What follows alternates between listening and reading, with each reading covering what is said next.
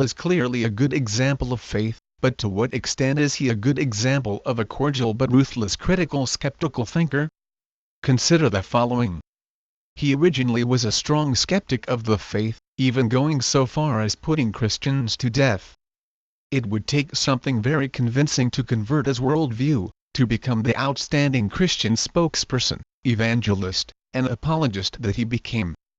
He claims that it was an appearance of the risen Jesus Christ that overpowered him. His subsequent actions show him to be a man of critical examination all through his life. We will look at a couple of incidents from his life to illustrate this. After his conversion, he immediately baffled the Jews living in Damascus by proving that Jesus was the Christ. He talked and debated with the Grecian Jews. He appeals to eyewitnesses often for his claims. He appeals to seasonal patterns, as evidence of God's character. He appeals to concrete experiences even in theological debates.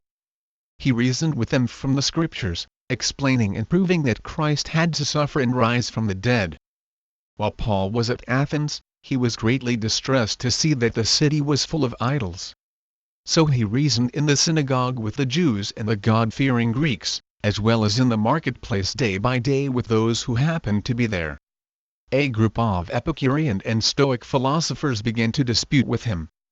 His argument to them was based on logic and proof.